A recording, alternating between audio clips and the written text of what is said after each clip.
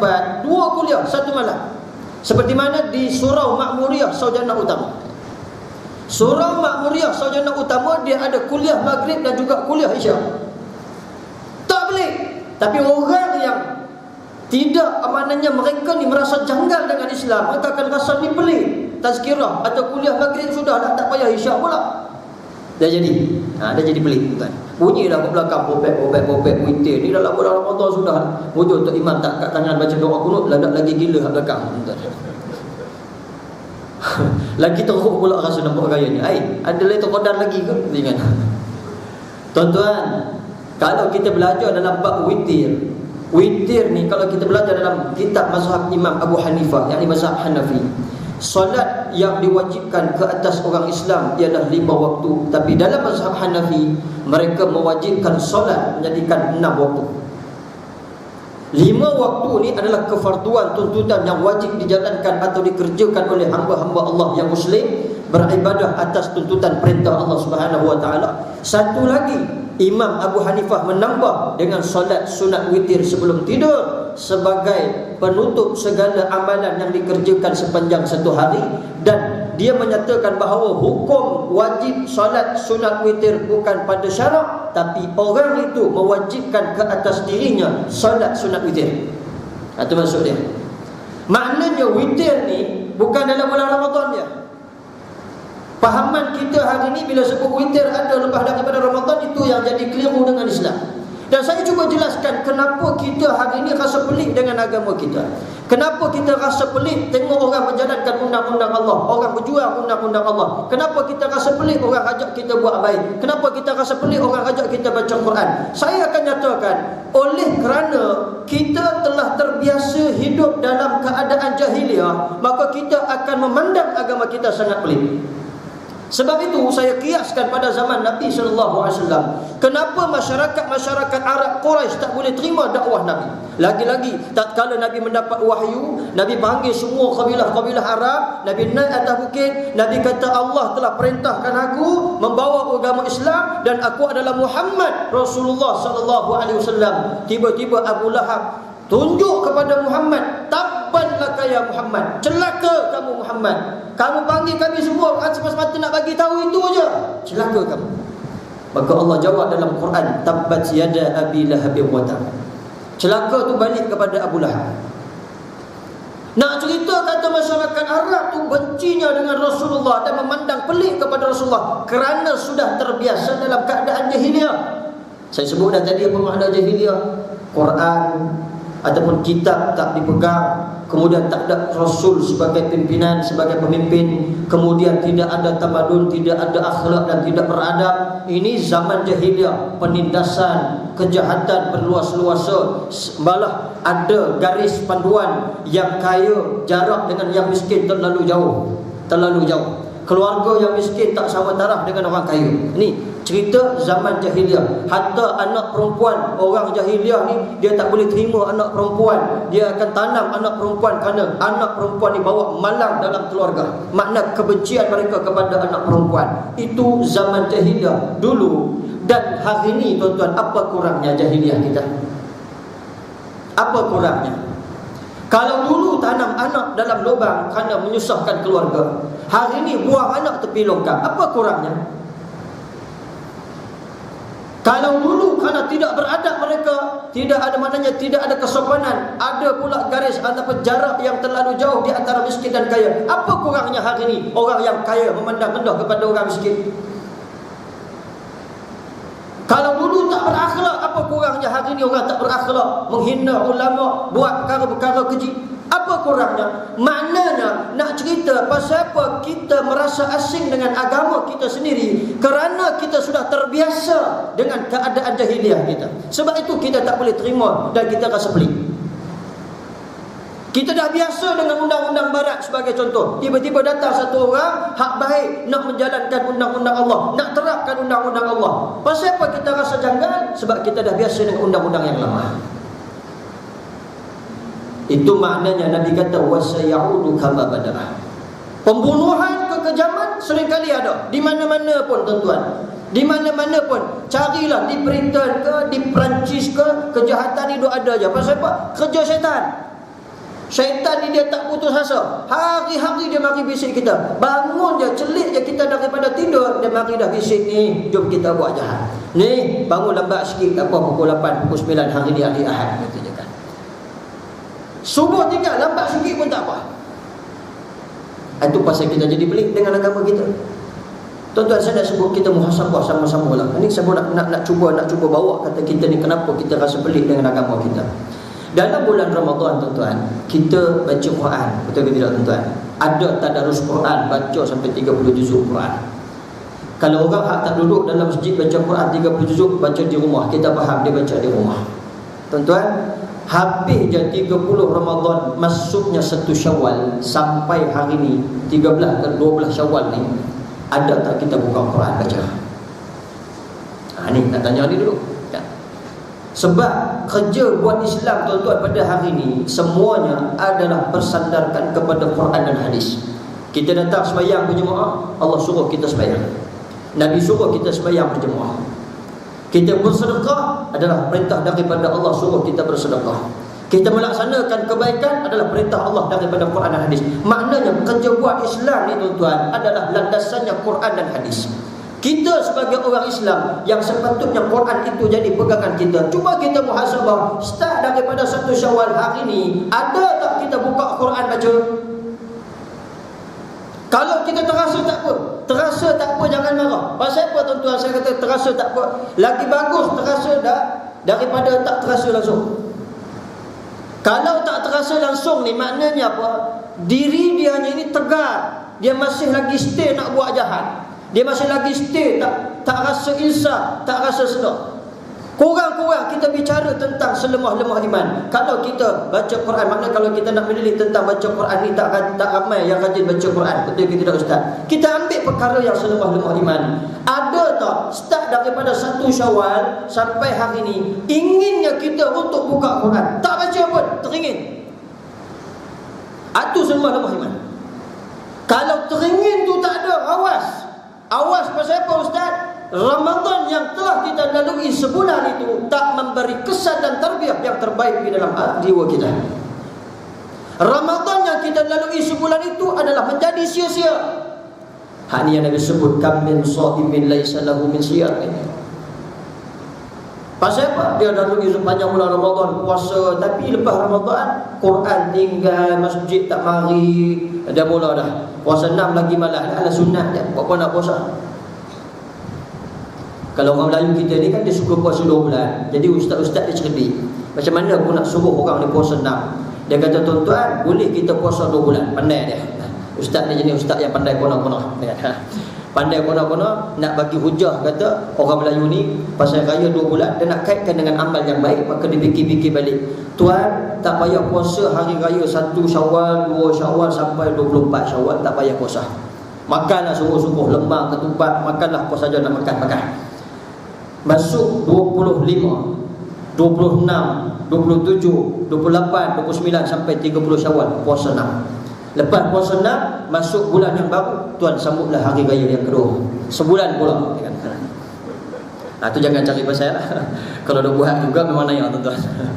Maknanya nak cerita, kata tuan-tuan, kita ni orang Islam, tapi nak cerita tuntutan Islam tu berapa ramai yang abaikan. Lagi-lagi Quran yang kita baca pegangan kita ni, tuan-tuan. Sebab itulah punca kita rasa janggal dan pelik dengan Islam.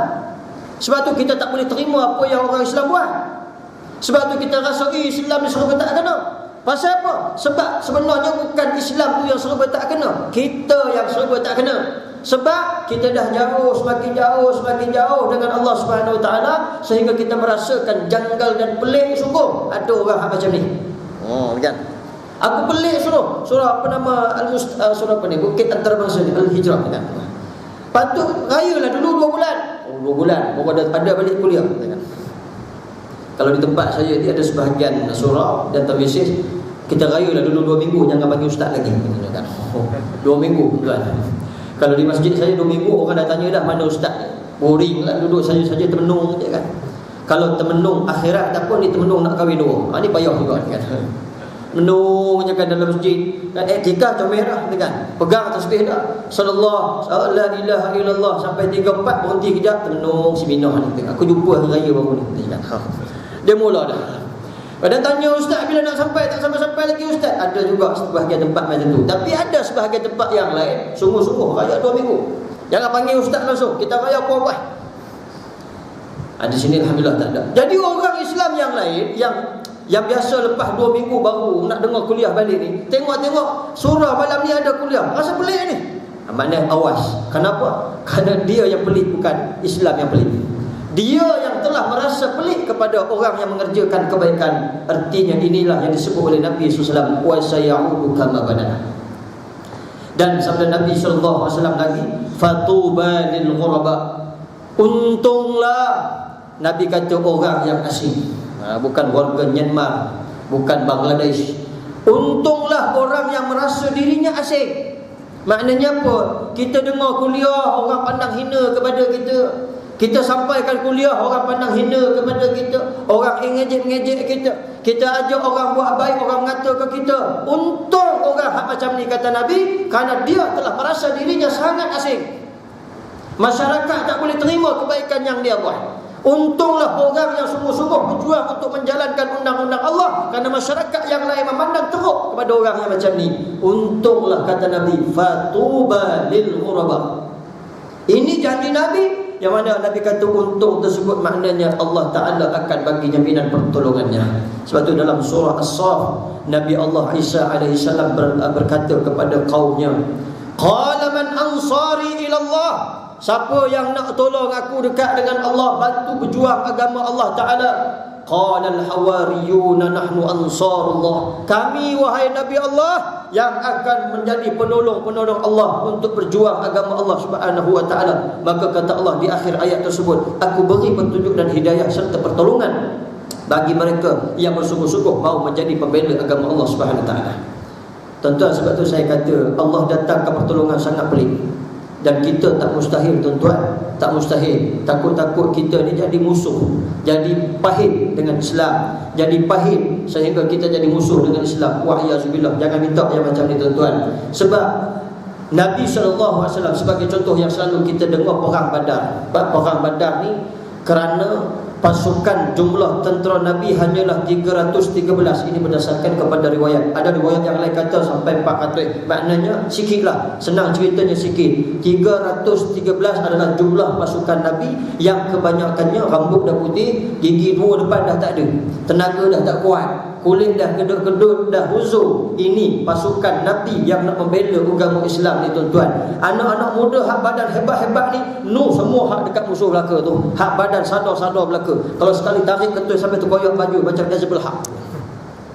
Hak tu belah sana. Nabi SAW tenteranya ada anak muda tapi tak ramai, 2-3 kerat. Hak selebihnya ramai ni hak yang sudah tua-tua. Hak duk nampak kata aku ni nak dapat syurga Allah Ta'ala, dah tak ada masa lagi dah untuk aku. Nak maknanya nak pulun ibadat, melainkan ini masa dan peluangnya. Maka turun mereka beramai-ramai ke medan Badar untuk berperang. Sampai di medan Badar tengok pula musuh badan hebat-hebat, senjata yang lengkap. Maka Nabi SAW tak ada tangan berdoa, ya Allah, ya Tuhanku, datangnya kami di sini bukan untuk saja-saja, tetapi untuk membela agamamu. Kalau kami sungguh-sungguh ikhlas mengerjakan hal yang sedemikian, maka bantulah kami dengan pertolonganmu. Maka Allah Ta'ala datangkan pertolongan, bala tentera yang besar turun daripada langit. Ini cerita ni, tuan-tuan, seorang sahabat, saya tak ingat namanya, dia cerita waktu tu dia jadi pasukan musuh. Sebelum dia memeluk agama Islam, dia lawan dengan Nabi dalam medan Badar.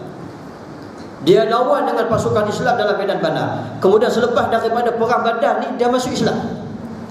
Dia masuk Islam, dia cerita habis ke orang Islam. Dia kata, ni dulu aku duduk aku jadi pasukan musuh, aku tengok bala tentera yang sangat menggerunkan, sehingga pasukan-pasukan kami gerun dan gentar, akhirnya berteriak lari habis, bersepah lari. Perang Badar tu, tuan-tuan, 313 tu mencapai kemenangan, bukan kalah, tuan-tuan. Badar 313, hak yang tua-tua tadi tu, hak yang orang kata sikit lagi inalillah ni, tuan-tuan, hak yang tu patutnya kalau ikut hukum akal kalah lawan dengan badan sadar, kelengkapan senjata yang cukup hebat di hadapan. Tapi takdir Allah, oleh kerana Allah nak datangkan bantuannya, oleh kerana Nabi sebut tuba lil ghuraba ini, maka Allah datangkan kemenangan buat Islam. Menang Islam, tuan-tuan. Hari ni menang ke tidak Islam, Ustaz? Islam dalam keadaan menang. Kalau kita tak nampak, saya tolong nampakkan malam ni. Hukum akal. Kita baik boleh hukum akal. Pasal ni kena geng-geng apa nama, orang kata ni jenis akidah yang payah ni kan, yang seleweng-seleweng sikit ni, Qadariyah, yang jenis pahaman dia ni suka menyalahkan takdir dan sebagainya. Sebagai contoh, kita ni tuan-tuan, sebenarnya Islam ni Allah Ta'ala sudah menjanjikan kemenangan. Di mana kemenangannya? Kalau ikut hukum akal, daripada zaman Rasulullah, pengikut-pengikut Islam dibunuh. Kekejaman yang berlaku di Andalusia, tuan-tuan, Andalusia ni wilayah besar yang dibuka oleh Tariq Ibn Ziyad. Andalusia ni adalah Spanyol dan Portugal. Portugal tu adalah salah satu daripada wilayah Andalusia yang berasal daripada Portugal, buah limau. Portugal tu bahasa Arab, hari ni jadi Portugal. Hak menang Euro 2016 baru-baru ni. Macam saja sebut kan. Bagi semangat sikit. Kadang-kadang orang ni dengar ceramah tak nak, dengar bola dia jadi semangat kan. Portugal dan Spanyol ini adalah wilayah Andalusia. Tuan kalau turun di wilayah Andalusia hari ni, tuan tak dapat menjejaki di mana sejarah Islam. Maknanya apa yang berlaku tuan-tuan di Andalusia, orang Islam dibunuh beramai-ramai. Dulu kalau belajar buka kitab Sahih Bukhari, dia ada sebut cerita kalam-kalam ulama berkaitan dengan Andalusia.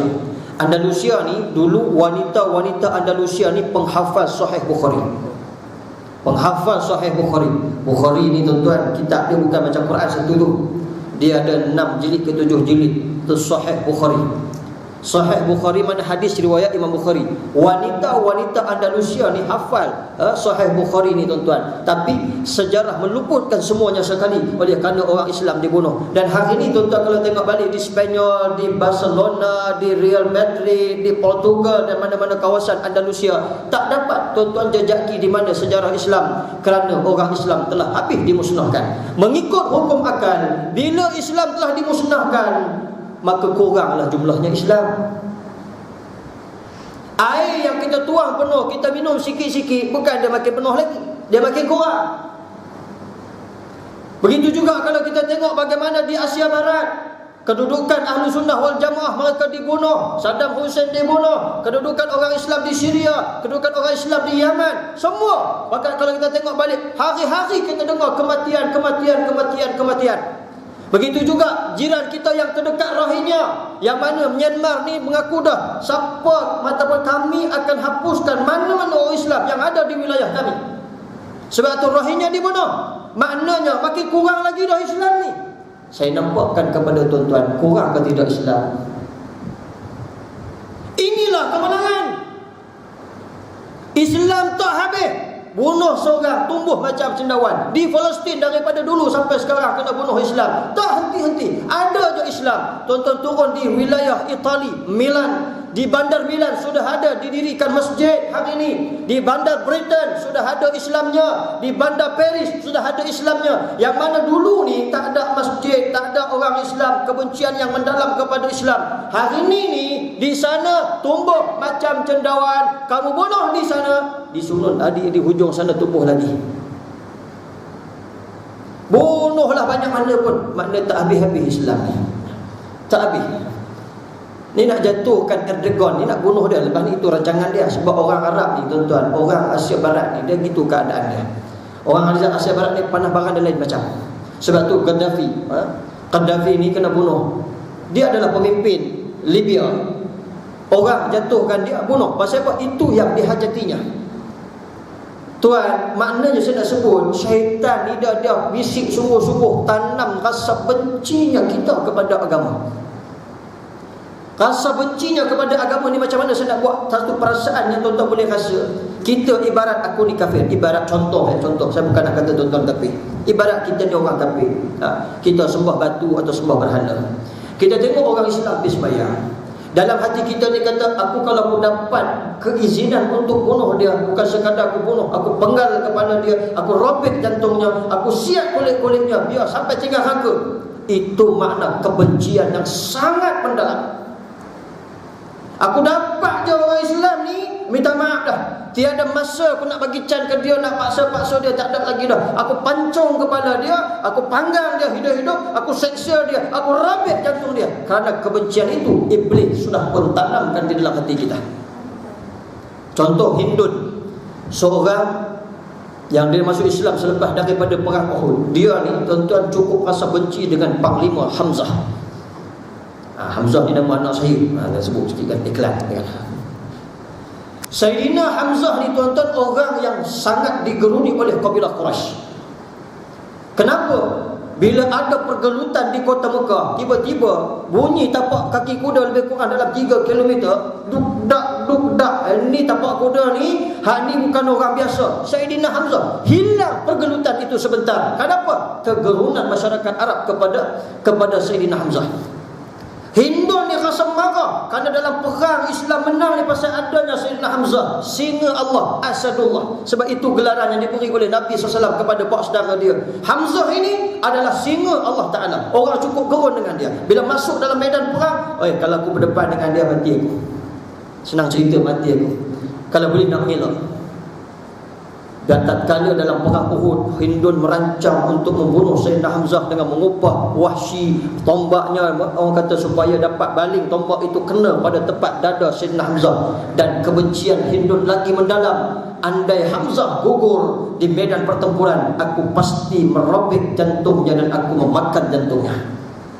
Itu kebencian yang terlalu mendalam musuh-musuh Allah kepada Islam. Perasaan tu yang kita nak kena rasa.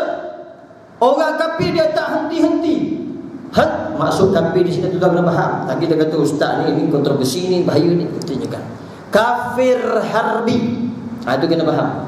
Kafir harbi ni adalah kafir yang mana dalam hatinya macam Myanmar lah, kita sebut senang cerita. Aku tak nak langsung ada orang Islam, dan kalau dapat kulitnya disiap-siap. Sebab saya tuan-tuan ditayangkan satu video, satu